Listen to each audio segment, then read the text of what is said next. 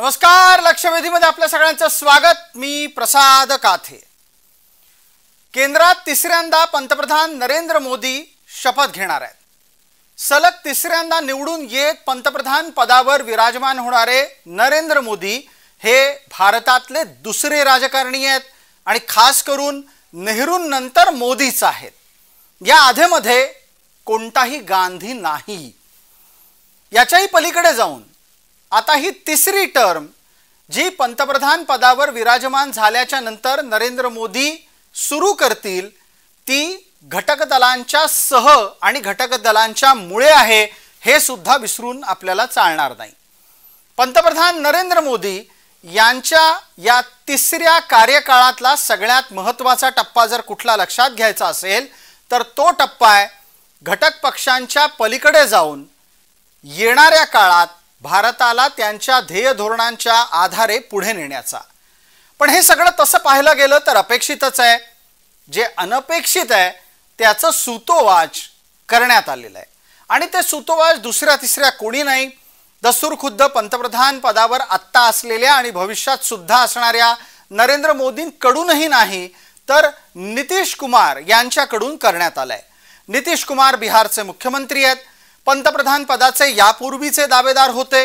भविष्यात ते पंतप्रधान पदाचे दावेदार असतील नसतील कल्पना नाही, पण नितीश कुमार बोलून गेले आहेत मोदी 2029 लाही निवडून येतील आणि त्याचाच धागा पकडत मोदींनी जी वक्तव्य केली त्यात एक अत्यंत सावध भूमिका आहे।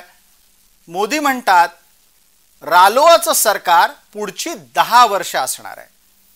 पुढची 10 वर्ष रालोआचं सरकार असेल याचा दुसरा अर्थ काँग्रेसची आघाडी काही पुढची 10 वर्ष सत्तेत येत नाही आणि काँग्रेस टप्प्याटप्प्याने खिळखिळी होत जाते। काँग्रेस आघाडी आजच्या घडीला एकत्रितरित्या जितकी आहे अख्खा भाजप एकत्रितरित्या तेवढाच आहे आणि भाजप आघाडी ही स्वाभाविकरित्या काँग्रेस आघाडीपेक्षा जास्त आहे। गेल्या 3 निवडणुकांमध्ये एकत्रितरित्या काँग्रेसला जेवढ्या जागा मिळाल्या आहेत त्यापेक्षा जास्त जागा एकट्या भाजपाने कमावलेल्या आहेत। अशी अनेक समीकरणे आहेत। सांगायचा मुद्दा हा की 2024 ला मोदी येणार नाहीत म्हणणाऱ्यांच्या समोर 2024 सोडा 2029 मध्येही त्यांच्याच नेतृत्वात सरकार येईल असं सूतोवाच करण्यात तर आलंच, पण त्याही पलीकडे जाऊन जी गोष्ट घडली आहे ती म्हणजे मोदीच 2029 ला असतील। या निमित्ताने आता आपल्या सोबत असलेल्या विविध मान्यवरांबरोबर आपण चर्चा करणार आहोत, पण तत्पूर्वी आपल्याला आधी बघायचं आहे ते नितीश कुमार यांचं वक्तव्य आणि नितीश कुमारांच्या वक्तव्याच्या नंतरच लगोलग तुम्हाला सलग दिसणार आहे ते पंतप्रधान नरेंद्र मोदी यांचं वक्तव्य। पाहूया कि अगली बार जो आप आइएगा ना तो इस बार हम देखें कि कुछ इधर उधर कुछ जीत गया है, अगली बार सब हारेगा, हमको पूरा भरोसा। ये सब बिना मतलब का बात बोल बोल करके क्या किया है? ये सब कोई काम किया है? उन लोगों ने आज तक कोई काम नहीं किया, देश की कोई सेवा नहीं की है, लेकिन आपने इतनी सेवा की है और उसके बाद इस तरह से हुआ है। तब इस बार फिर जो मौका मिला है तो इस मौका के बाद आगे अब उन लोगों के लिए कोई गुंजाइश नहीं रहेगा, वो सब खत्म हो जाएगा। साथियों, एनडीए सरकार में हम अगले 10 साल में, मैं बहुत जिम्मेवारी के साथ कह रहा हूं, अगले 10 साल में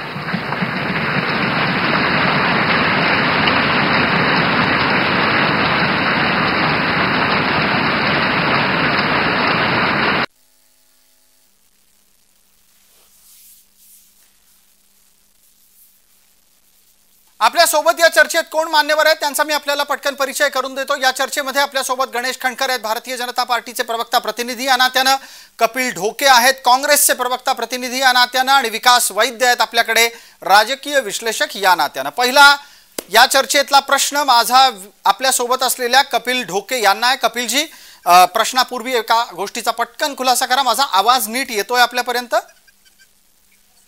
येतोय. आपण सांगा, पुढच्या 10 वर्षात रालोआचं सरकार ही भविष्यवाणी आजच्या दिवशी अपेक्षित होती का तुम्हाला? बिलकुल अपेक्षित नव्हती, परंतु ते नरेंद्र मोदी आहेत, ते काहीही बोलू शकतात. म्हणजे निवडणुकीच्या अगोदर हीच म्हणजे मोदींच्या भविष्यवाणीवर कितपत विश्वास ठेवावा हा प्रश्न आता भारतीयांना खऱ्या अर्थानं पडलेला आहे. या निवडणुकीच्या 2024च्या निवडणुकीच्या अगोदर अब की बार 400 पार असं म्हणत भारतीय जनता पार्टीच्या शीर्षस्थ नेतृत्वापासून गल्ली बोळातल्या कार्यकर्त्यापर्यंत सगळ्यांनी नारा दिला होता. परंतु निवडणुकीच्या प्रचारादरम्यान आणि निवडणुकीनंतर म्हणजे निवडणुकीच्या प्रचारादरम्यान हवा निघून गेली होती आणि निवडणुकीनंतर पूर्णपणे 400 पारचा फुगा फुटलेला आहे. तसाच फुगा म्हणजे मला एक सांगा, 303 जागांवरून 240 पर्यंत आलेल्या भारतीय जनता पार्टीच्या नेत्यांना म्हणजे स्वतःचा विजय कसा साजरा करावा असा वाटतो हा सुद्धा प्रश्न आहे. दुसरी गोष्ट, आज आपली परिस्थिती काय आहे, आज आपली परिस्थिती किती खराब होते आहे सगळ्यांना माहिती आहे. हवा निघून गेलेली आहे, पण आता पुढच्या काळात सहकाऱ्यांना डगमगून चालणार नाही. सहकाऱ्यांना आत्मविश्वास दाखवावा लागतो. म्हणून नरेंद्र मोदीजींनी 2029 मध्ये सुद्धा आम्ही येऊ अशा पद्धतीचा एक खोटा आत्मविश्वास देण्याचं काम केलेलं आहे. मला पटकन या निमित्तानं चर्चेला पुढे जात असताना गणेश खंडकर यांना बोलण्याची संधी द्यावीशी वाटते, पण तत्पूर्वी एक विश्लेषण घेण्याच्यासाठी आधी आपण विकास वैद्य यांच्याकडे जाऊयात. विकासजी, आपल्यालाही विचारेन, आवाज वगैरे आपल्यापर्यंत पोहोचत असेलच. आपण पटकन या प्रश्नाचं उत्तर देणं अपेक्षित आहे की 400 पार हा एक नरेंद्र मोदींचा नारा होता, ज्यात त्यांना 400 पेक्षा अधिक जागा मिळवण्याचं एक लक्ष कार्यकर्त्यांना द्यायचं होतं. दुसऱ्या बाजूला प्राप्त स्थितीमध्ये आता पुढील 10 वर्ष रालोआचं सरकार असं ते म्हणतायत. यातला गुणात्मक फरक काय आहे आणि तो गुणात्मक फरक काल मोदी सरकार आज रालोआ सरकार इथपर्यंत येऊन पोहोचलाय का? नाही, याच्यामधला एक सगळ्यात महत्वाचा भाग लक्षात घ्यावा लागेल की 400 पारची जी घोषणा मोदींनी केली होती किंवा भाजपाने केली होती ती पूर्ण झाली नाही, हे सत्य आहे, सगळ्यांसमोर उघड आहे. पण त्यासोबतच त्यांनी एक 240 सीट्सचा एक मोठा पल्ला जो पार केलेला आहे तो आपल्याला नाकारून चालत नाही. आणि जे काँग्रेस हा महत्वाचा पक्ष जो आहे त्यांच्या जरी जागा वाढल्या असल्या तरी त्या जागा आपण मगाशी आपल्या निवेदनात जसं म्हटलं की त्या 3 निवडणुका मिळून देखील त्यांचा तो आकडा पूर्ण होत नाही. त्याच्यामुळे आपण हे या पद्धतीने घ्यायला हवं माझ्या मते की एक भाजप सारखा मोठा एक राष्ट्रीय पक्ष आहे आणि तो या वेळेला आपल्या जागा कुठे कमी पडल्या याचा निश्चितपणे विचार करून, आणि ही जी एक युती या ठिकाणी आलेली आहे, चंद्राबाबू नायडू असतील, नितीश कुमार असतील, तर ही एक अत्यंत महत्वाची युती जी आहे या ठिकाणी झालेली आहे. त्याच्यामुळे मला असं वाटतं स्वतःला की हा जो आपण त्याला अतिशयोक्ती म्हणू शकत नाही, कारण मोदींसारखा नेता एक जे बोलतो हे कबूल आहे की जे त्यांनी जे 400 पारचा नेता हे म्हटलं आणि ते झालं नाही पूर्ण, की आता खिल्ली उडवणं सुरू आहे की यांनी 400 पार म्हटले होते आणि 272चं बहुमत देखील प्राप्त करू शकले नाही. पण हा जो रालोआचा जो त्यांनी जो नारा दिलेला आहे, मला स्वतःला वाटतं की भाजप निश्चितपणे याचं आत्मचिंतन करेल. आपण त्या निमित्तानं पटकन भाजपालाच बोलतं करू. गणेश खंडकर आपल्यासोबत आहेत. गणेशजी, 272 जमलं नाही, 400 अजिबातच जमलं नाही, 300 जाता जाता कशी बशी परिस्थिती झाली. हे सगळं घडत असताना रालोआ 10 वर्ष पुढची सत्तेत असेल असं का सांगत आहात? हा अति आत्मविश्वास आहे का? आणि अति आत्मविश्वासाची किंमत आजच्या निवडणुकीमध्ये तुम्ही चुकवून बसलेले आहात? नाही, मला असं अजिबात वाटत नाही. बघा, असं आहे की मगाशी आमच्या मित्रांचं विश्लेषण मी ऐकत होतो, पण स्वाभाविक आहे, निवडणूक संपलेली आहे, निवडणुकीत आम्हाला जास्त जागा मिळाल्यात, या सगळ्यांनी किती प्रयत्न केले तरी त्यांच्या सगळ्यांचे मिळून जितक्या होत नाहीत तितक्या आमच्या जागा झालेल्या आहेत. आणि प्रसादजी, मी अधिक वेळ न घेता मी फक्त एक छोटंसं विश्लेषण करेन की गेल्या 10 वर्षानंतर ज्या वेळेला आमचं सरकार आहे, आम्हाला 273 असतील, 303 असतील, त्याच्यावरून आम्ही 240 वर आलो. काँग्रेस ही 2009 साली किती जागा जिंकली होती आणि ज्यावेळी ती पराभूत झाली त्यावेळी त्यांना किती टक्के मतं मिळाली आणि त्यांची कशी वाताहत झाली, ते 42 जागांपर्यंत खाली उतरले, हा इतिहास आहे. त्यामुळे आम्ही त्या इतिहासाकडनं बरंच काही शिकलेलो आहोत. कुठेतरी उत्तर प्रदेश असेल किंवा महाराष्ट्र असेल किंवा राजस्थान असेल, ज्या ठिकाणी आमची काही समीकरणं चुकलेली असतील त्याच्यापासून धडा घेऊन आम्ही कामाला लागलो. तुम्ही कामाला लागलात असं म्हणता आहात. मला पटकन आधी विकास वैद्यांपर्यंत पोहोचू द्यात. या निमित्तानं विकासजी या गोष्टीचा खुलासा करा की भाजप म्हणतो ते कामाला लागले, त्यांनी त्यांच्या चुका पाहायला सुरुवात केली, चुका दुरुस्त करायला सुरुवात केली, पण आत्ताच्या घडीला स्वतःच्या चुका दुरुस्त करणं हे एका बाजूला आहे, दुसऱ्या बाजूला सोबत्यांना राखणं ही सगळ्यात मोठी आव्हानात्मक जबाबदारी आहे का भाजपवर?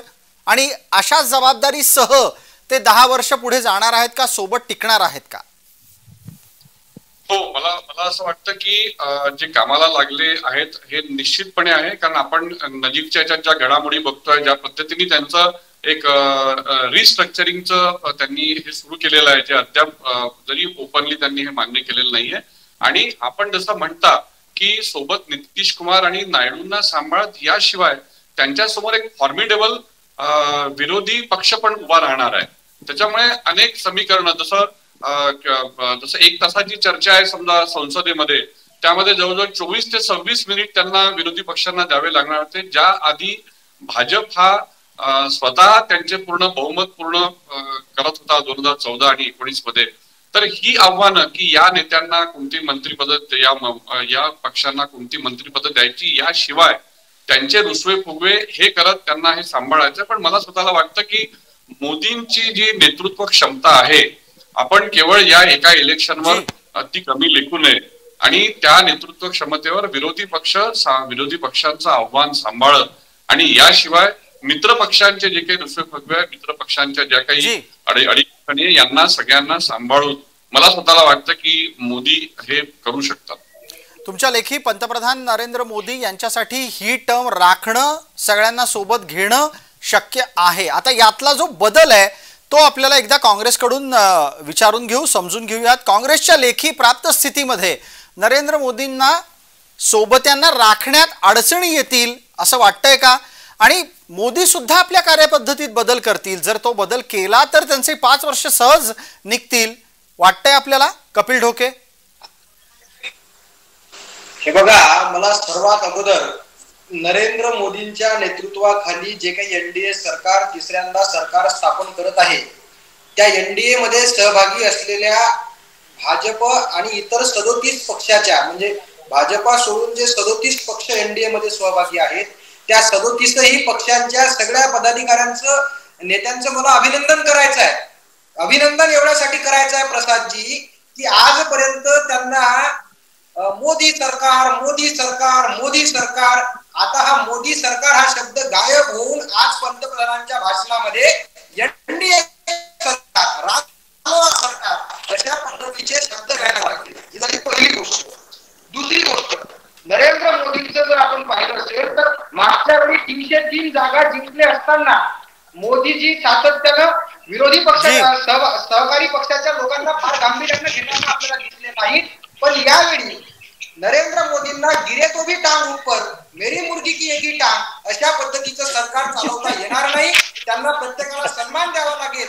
आणि नरेंद्र मोदींच्या आतापर्यंतचा स्वभाव पाहता मला तरी वाटते की कुणाला किंमत देणे, कुणाला मान सन्मान देणे, कुणाचं ऐकून घेणे, ही परंपरा नरेंद्र मोदींच्या नेतृत्वामध्ये कुठेही दिसत नाही.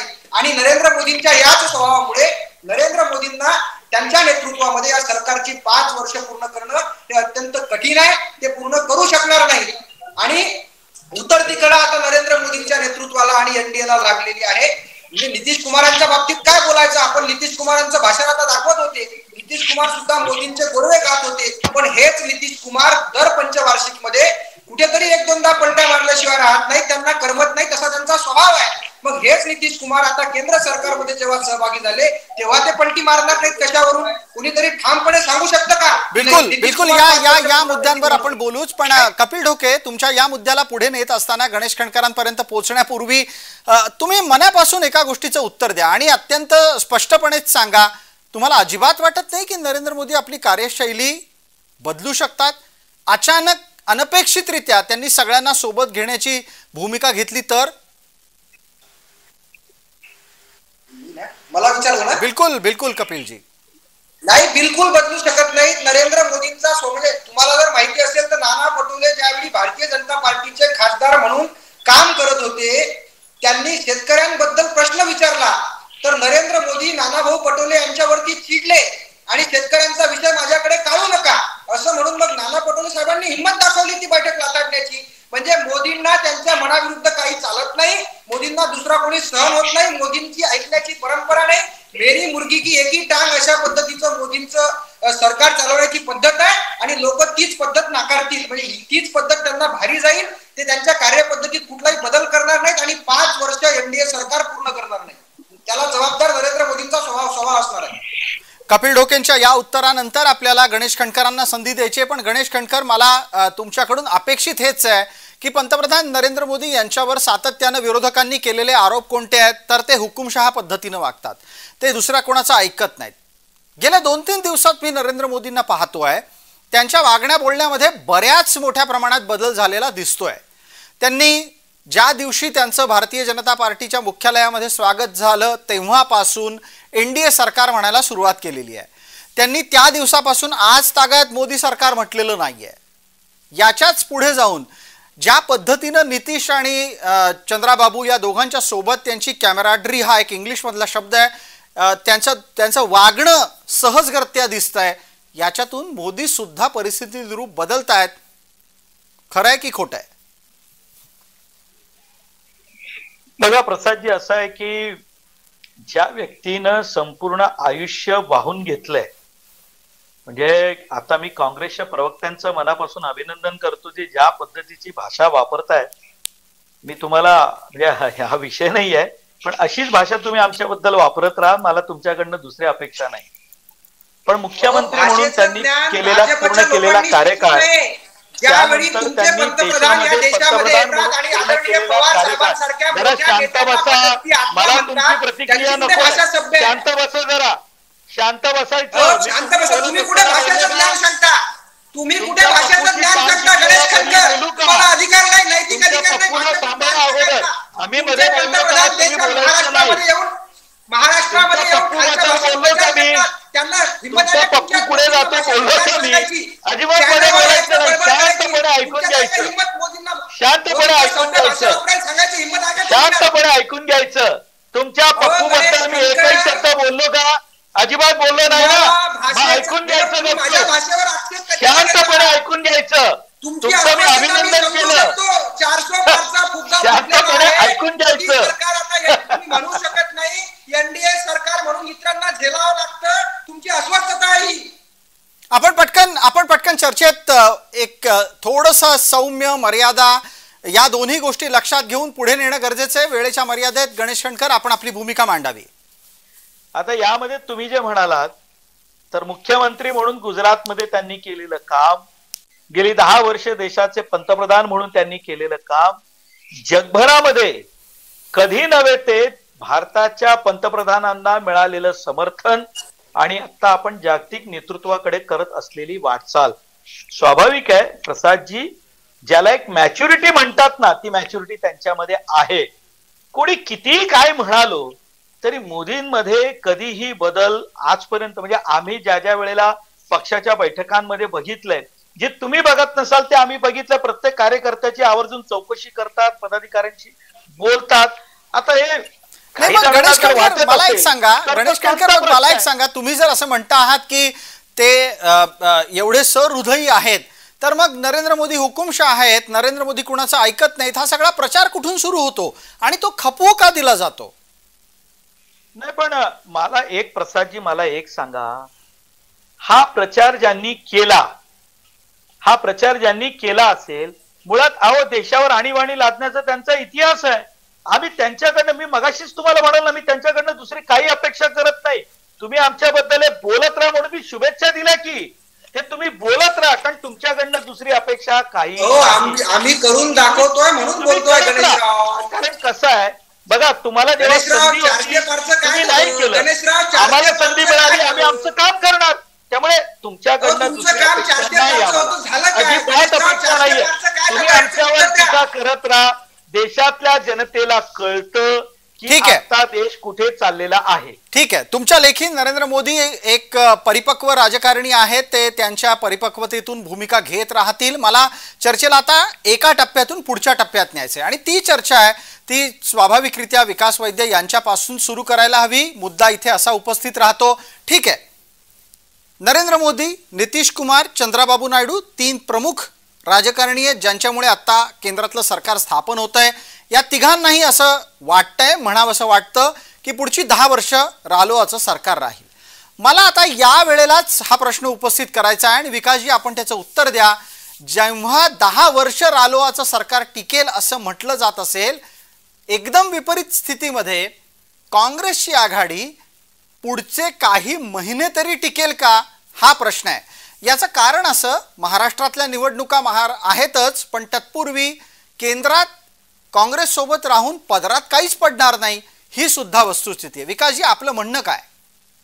अगदी बरोबर आहे. तुम्ही हा जो मुद्दा म्हटला हा अगदी योग्य मुद्दा तुम्ही मांडलेला आहे याच्यामध्ये, आणि मी या मताशी सहमत आहे.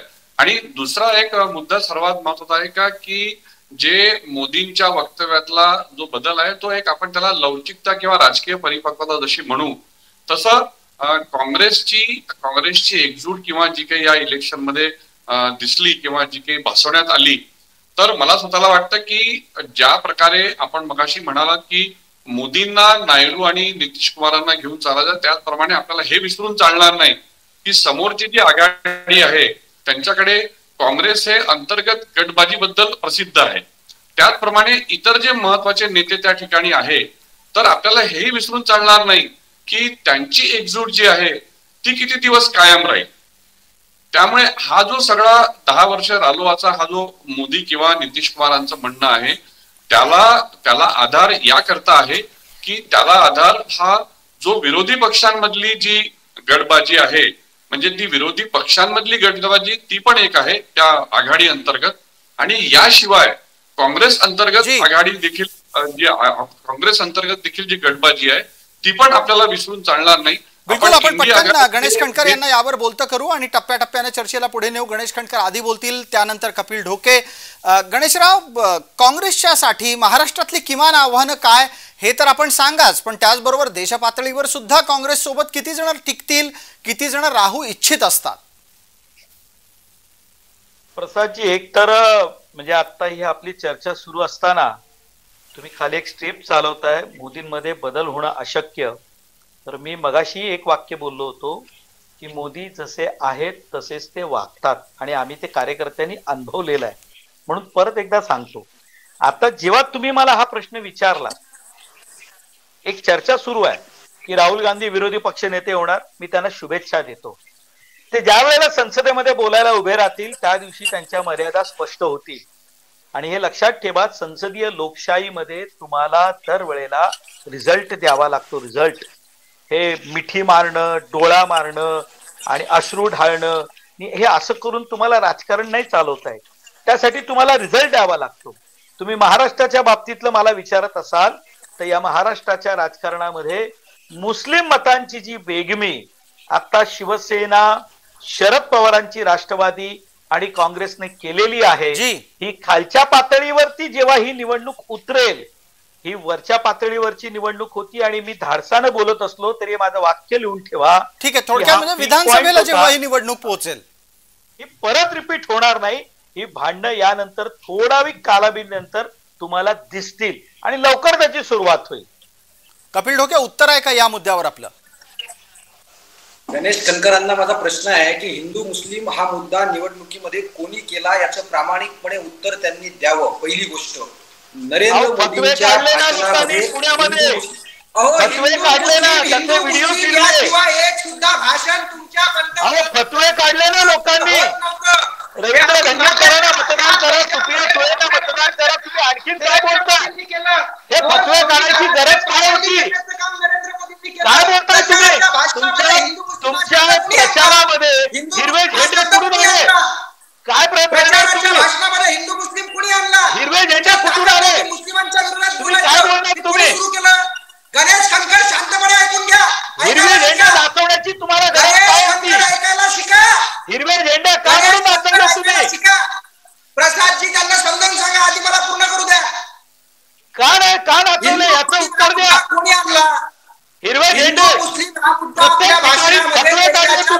त्याचे व्हिडिओ फिरले जे आम्ही बोललो आम्ही तुम्ही आम्हाला जातीयवादी म्हणता पण तुम्ही कोण? संविधानाला मानायला तयार नव्हते.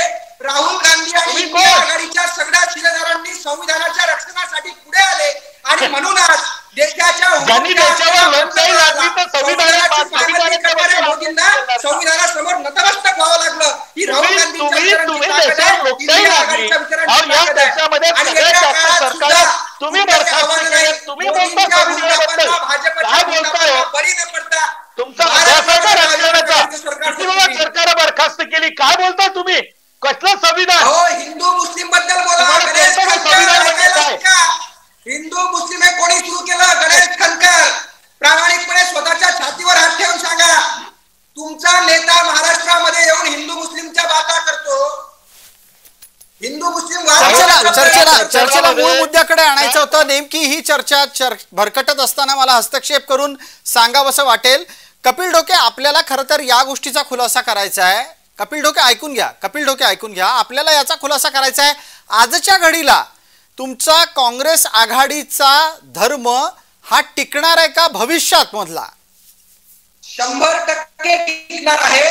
कारण काँग्रेस प्रणित इंडिया आघाडी ही संविधानाच्या रक्षणासाठी तयार झालेली आघाडी आहे आणि या देशामध्ये गेल्या 10 वर्षात संविधानाची पायमल्ली करणाऱ्या नरेंद्र मोदींना संविधानासमोर नतमस्तक व्हावं लागलं. यामध्येच इंडिया आघाडीचा विजय आहे आणि येत्या काळात सुद्धा महाराष्ट्रामध्ये महाविकास आघाडी आणि देशामध्ये इंडिया आघाडी ही टिकणार आहे. अहो कपिलजी, 2019 मध्ये पण ते संविधानासमोर नतमस्तक झाले होते, तेव्हा कुठे तुमचा मुद्दा होता? 2024 मध्ये मी सॉरी बदल करतो. जी 2024 मध्ये, पण ते 19 मध्ये पण नतमस्तक झाले होते. जी गणेश खंडकर पटकन. 14 मध्ये जी 2014 मध्ये संविधानासाठी अधिवेशन बोलवणारे मोदी हे देशातले एकमेव पंतप्रधान आहेत.